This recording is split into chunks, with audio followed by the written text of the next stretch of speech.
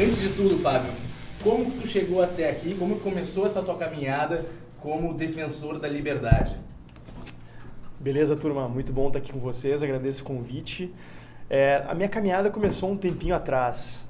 Eu, como muitos Brasil afora, quando eu entrei na universidade, eu tinha algumas ideias, algumas perspectivas mais ligadas à esquerda, mas por uma falta de opção, né? Como muita gente aí, eu não vim de uma família especialmente politizada, então quando eu ingressei na faculdade de Direito da URGS, eu acabei sendo muito influenciado pelo clima da época, né?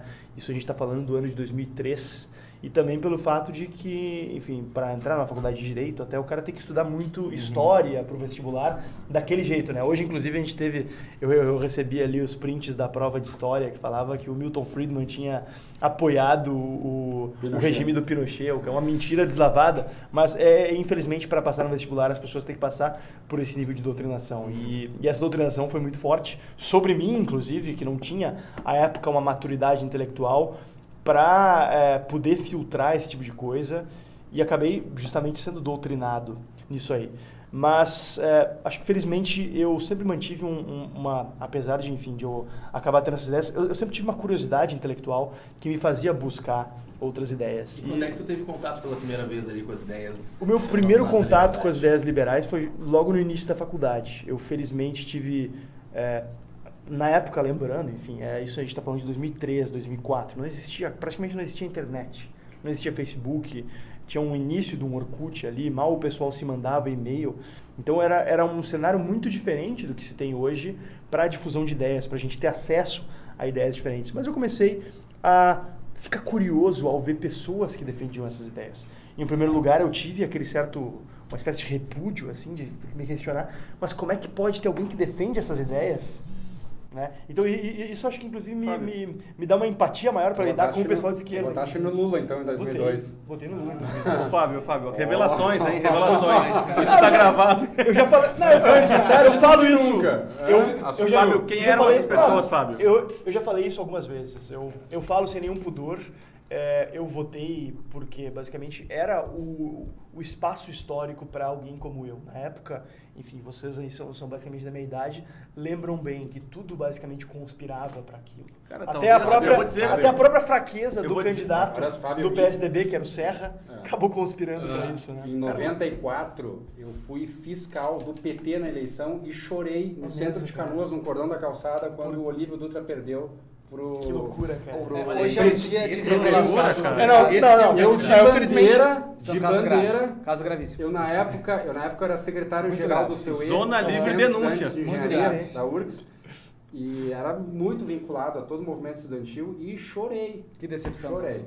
Cara, quem eram os caras? Tu falou só pra esclarecer, eu felizmente nunca fui filiado ao PT, nem nada. Tinha uma certa simpatia, mas inclusive um fato curioso aí que eu posso ressaltar. Os meus votos para presidente em 2002 foram os mesmos do Bolsonaro. Eu votei no primeiro turno no Ciro Gomes e no segundo turno no Lula, assim como o deputado Bolsonaro fez em 2002. Tu não perde uma oportunidade da Tem mais onde veio essa. Tem mais onde veio essa. Esses destinos estão cruzados aí. A diferença, claro, é que eu era um jovem de 18 anos e ele era um senhor de 40 e poucos anos. Mas então, Fábio, tu no começo da universidade, acabou entrando em contato com essas ideias aí. Quais são os autores que os primeiros que tu... Teve algum livro que mudou quando tu pegou ele em mãos? Se eu tivesse que dizer um livro que mudou a minha cabeça e mudou a minha forma de ver o mundo, esse livro foi o Free to Choose, do Milton Friedman, que em português ele foi traduzido primeiro como Liberdade de Escolher e depois, mais atualmente, Livres para Escolher. Enfim, é um livro sensacional, eu recomendo a todos, não só o livro, como também a série ele fez na década de 80, ou início da década de 90, um documentário de alguns poucos capítulos em que ele visita lugares do mundo e vai falando sobre as ideias. 1980. Vai falando sobre como as ideias deram certo em alguns lugares ou deram errados em outros. Enfim, é uma série espetacular. E o Milton Friedman sempre foi muito conhecido e muito valorizado por quão didático ele era, né? Porque não só era um cara absolutamente genial na economia, como também sabia falar uma linguagem acessível e sabia comunicar a sua visão de políticas públicas. Por isso que ele esteve envolvido em vários temas relevantes que vão desde, obviamente, da política monetária até a questão do alistamento militar obrigatório nos Estados Unidos. Ele foi um dos principais defensores do alistamento militar voluntário e chegou a dar depoimento em comissão no Congresso e tudo mais para defender isso. O seriado dele, cada episódio é sobre um tema. Então tem um sobre inflação, sobre educação, burocracia, outro sobre trabalho, a questão do trabalho, consumidor. Onde ele fala ele confronta a tese do salário mínimo. O livro, cada capítulo é sobre um tema. Se não me engano, são 10 capítulos. São 10. Faz tempo que eu não releio, eu preciso reler. Eu li ele 3 vezes já, mas eu preciso reler, porque acho que deve fazer uns 5 anos que eu não releio. Eu gosto disso. Em relação a filmes, eu tenho uma certa ojeriza em rever o mesmo filme várias vezes, mas livros, quando eu encontro um bom livro, eu acho importante se reler, porque a gente acaba vendo ele de uma forma diferente do que a gente viu no passado. O Nelson Rodrigues aqui no Brasil, ele só lia Dostoiévski, dizia, o Nelson Rodrigues lê pouco, mas ele lia os que ele achava que os mesmos livros, né? Para revisitar as mesmas obras, né? Eu tô precisando reler o Free to Choose do Milton Friedman. Exato. E Linozinho, tu tinha alguma pergunta para fazer pro nosso convidado? Sim.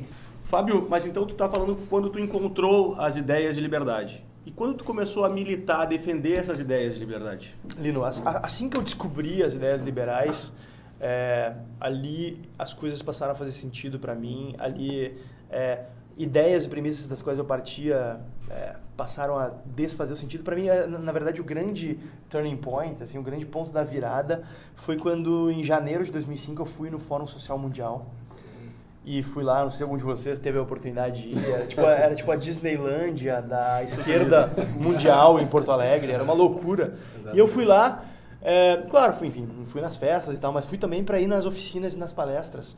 E eu ia lá e assistia uma palestra e falava, cara, que bobagem que o cara tá falando, isso não faz o menor sentido. Porque na época também eu tinha começado a estudar economia também em paralelo.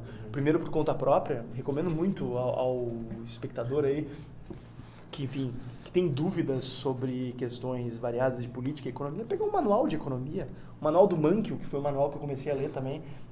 Na mesma época que eu comecei a ler o Milton Friedman, eu simplesmente peguei por curiosidade própria o manualzão aquele do Mankiw e comecei a ler e comecei a fichar. E ali começou a mudar muita coisa na minha cabeça também, né? Comecei a ter uma ideia mais clara do básico da economia. E fui num evento desses e percebi que era um pessoal totalmente descompromissado com a realidade. Não tinha a menor ideia do que era escassez, não tinha a menor ideia de como é que é o processo de formação de preços, não tinha a menor ideia de como é que funciona o mercado. E eu lá, olha, poxa pessoal, mas se vocês querem diminuir desigualdades, se vocês querem melhorar a vida dos pobres, esse não é o caminho. O caminho não é ficar celebrizando Hugo Chávez, esse tipo de coisa, né? Então, esse meu afastamento da esquerda veio também com um entusiasmo pelas ideias liberais.